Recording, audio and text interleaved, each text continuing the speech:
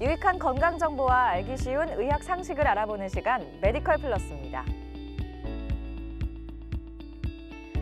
계단을 내려올 때 무릎이 시리고 아파요. 또 바닥에 앉고 일어설 때 무릎이 아파요 등은 퇴행성 관절염 환자들이 자주 호소하는 증상들인데요. 오늘의 첫 번째 주제로 고령 환자의 질환으로 여겼지만 최근 젊은 층에서도 적지 않은 환자가 발생하고 있는 퇴행성 무릎 관절염과 그에 따른 치료 방법 중 하나인 로봇 수술에 대해서 알아보겠습니다. 아이들이 스마트폰, 또 태블릿 PC 등을 통해 영상을 시청하는 시간이 늘면서 눈 건강에 비상이 걸렸습니다. 오늘의 두 번째 주제로 나이가 어려 시력 이상을 자각하고 표현하는 데 미숙한 아이들의 눈 건강 관리에 대해서도 알아보는 시간 마련했습니다. 퇴행성 무릎 관절염이란 노화로 무릎 관절의 연골이 닳아 없어져 관절을 이루는 뼈와 인대 등이 손상되면서 염증과 통증이 발생하는 질환인데요. 2017년 건강보험심사평가원 통계에 따르면 나이별 환자 증가율은 4년 새 80세 이상이 43%, 60대가 17%로 가장 높게 나타났습니다. 그렇다면 젊은 층은 퇴행성 무릎 관절염에서 안전한 걸까요? 젊은 층은 스포츠 활동의 증가로 인한 운동 손상 또는 과용 사용, 또 교통사고나 낙상도로 인한 사고, 또 가족력, 반원상 연골이나 십자인대 등의 치료 후에도 또는 비만 때문에 젊은 층에서도 절대 안전하지는 않습니다. 비만은 퇴행성 무릎 관절염 발생을 높이는 주요 원인이 되고 있는데요. 몸무게가 1kg 증가할수록 무릎이 받는 하중이 4배 늘어나며 걷거나 뛰는 경우 최대 7에서 8배까지 증가하는데 이렇게 무릎에 부담이 가중될수록 연골이 손상돼 무릎 통증 및 염증을 유발하게 됩니다. 첫 번째 원인은 노화 현상입니다. 차량으로 치면 차를 오래 쓰다 보면 타이어가 닳겠죠. 두 번째는 가족력이나 유전적인 요소. 차량 제조회사에 따라서 어떤 차는 오래 쓸 수가 있겠고요. 세 번째는 비만. 너무 많은 짐을 싣고 다니면 타이어는 빨리 닳을 수밖에 없고요. 네 번째는 과도한 운동이나 신체 사고로 인해서 차량 운행을 조심히 하지 않고 과격하게 하다 보면 타이어가 빨리 닳게 됩니다. 마지막으로 정렬 이상. 정렬 이상은 한쪽 타이어가 펑크난 걸 상상해 보시면 그쪽 타이어로 기울어져서 많이 빨리 닳게 됩니다. 근데 이 정렬 이상이란 예를 들어서 그림과 같이 O자다리, 발목을 붙였을 때 무릎이 떨어지는 경우가 있고요. X자다리, 무릎을 붙였을 때 발목이 떨어지는 경우가 있습니다. 이 각각의 모양이 다른데요.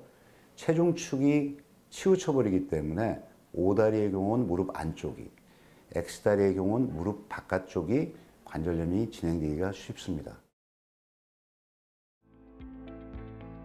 퇴행성 무릎 관절염의 환자는 대부분이 나이대가 높은 고령인데요.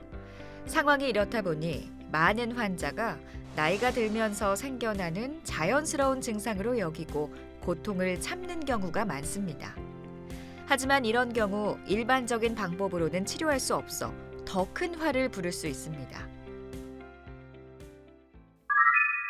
제일 흔한 거는 걸을 때 아프게 됩니다. 그리고 뻣뻣하고 부종이 생기면서 열감이 생기고 또 관절을 꾸부려 폈다 할 때 운동장애가 생기는데요.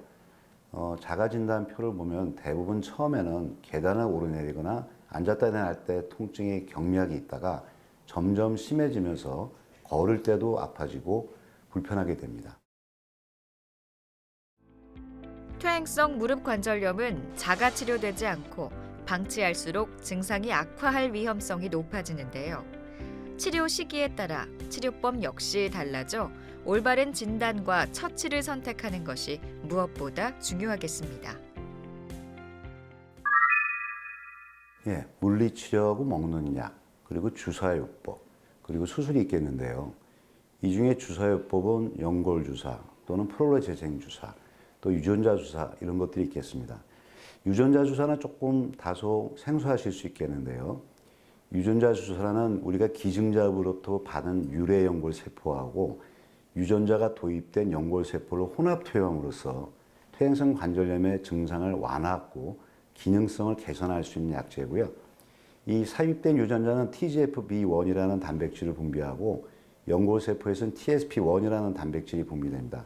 이 두 가지의 단백질의 합성작용으로 관절 내 염증을 억제하고 통증을 완화시키고 기능성을 개선시킬 수 있습니다. 그리고 수술적인 요법으로는 관절경 수술, 절골 수술, 인공관절 수술이라는 게 있는데 가장 초기에는 관절경 수술. 그림에서 보시면은 하얀 부위가 정상이고요. 노랗게 보이는 부위가 연골이 닳아서 뼈가 노출된 것인데 골수에 자극을 주기 위해서 작은 송곳 같은 기구로 구멍을 뚫어줍니다. 근데 이 연골 치료의 문제점은 연골엔 신경이 없기 때문에 발견이 늦고요. 또 연골엔 혈관이 없기 때문에 재생이 안 돼서 주로 관절경 수술은 이런 식으로 재생을 유도하는 수술을 하게 되고요. 절골술이라는 것은 뼈를 금을 내서 똑바로 맞춘다는 아까 정렬, O다리, X다리 환자에서 정렬을 바로 잡아서 치우친 체중축을 바로 잡아서 통증을 없애는 방법이 되겠습니다. 다음은 퇴행성 무릎 관절염에 대한 자가 진단 항목인데요. 첫째, 앉았다 일어날 때 무릎이 아프다. 둘째, 계단을 올라갈 때보다 내려갈 때 통증이 심하다. 셋째, 양발을 모았을 때 무릎 안쪽이 붙지 않는다. 넷째, 무릎뼈 안쪽을 만지면 통증이 있다. 다섯째, 휴식을 취하면 좋아지지만 다시 활동하면 통증이 있다. 여섯째, 무릎이 자주 붓는다.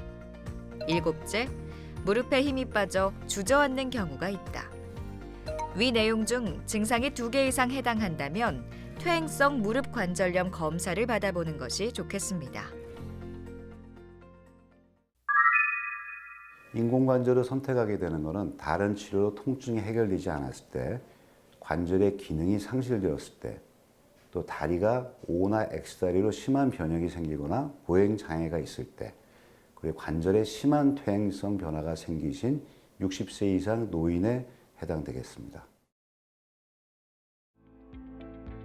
2012년에서 2016년까지 5년간 자료를 보면 무릎 인공관절 수술을 받은 70세 이상 환자가 5년 전보다 38%나 증가했고 고령층에서 퇴행성 무릎 관절염 환자가 지속해서 늘어나면서 치료 방법에도 많은 변화를 불러왔는데요.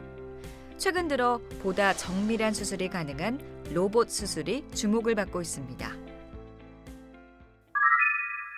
기존의 인공관절 수술을 할 때는 이 사람마다 다른 크기를 수술 전에 방사선으로 계측하거나 수술 중에 여러 가지 해부학적 표시점이 있습니다. 그거로 이렇게 대보고 수술할 수밖에 없었는데 최신에 등장한 내비게이션 로봇 수술이라는 것은 로봇한테 우리가 입력하기 위해서 수술 전에 CT 검사를 합니다.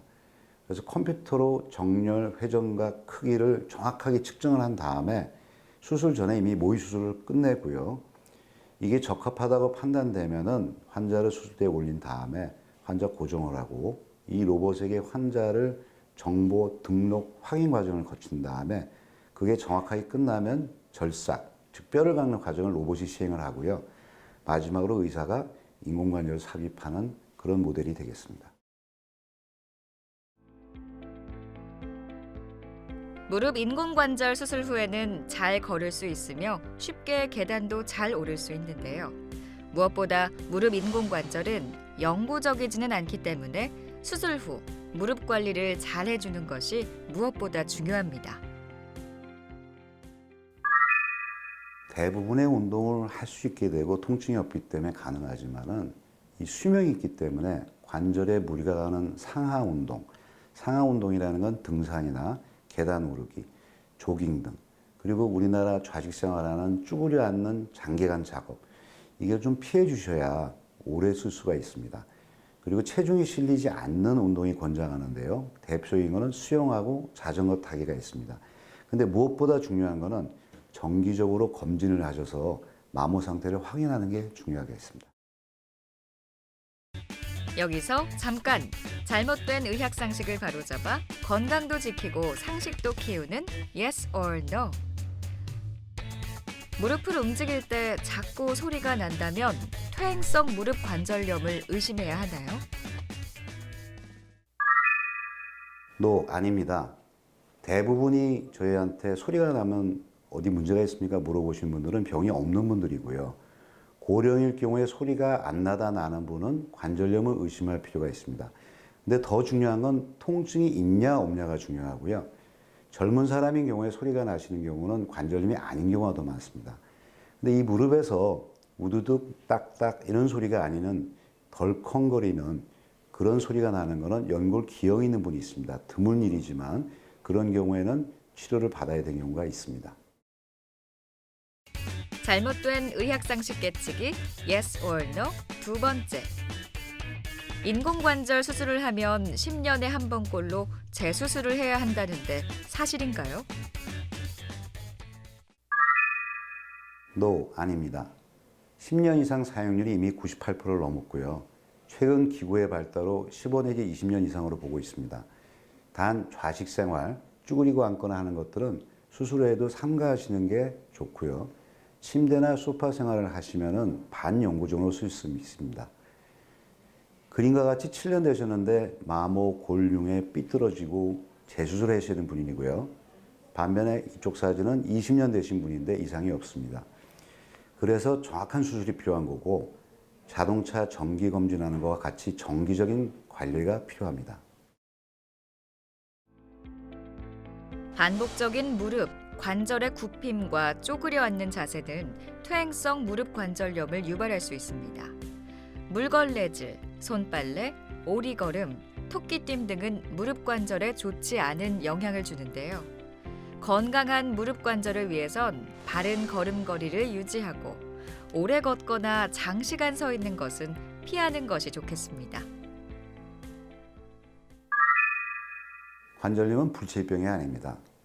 조기 진료에서 전문의하고 정기적인 상담으로 통증 없는 활기찬 노후를 보낼 수 있으니까 걱정하지 마시고 행복하게 사시길 바랍니다.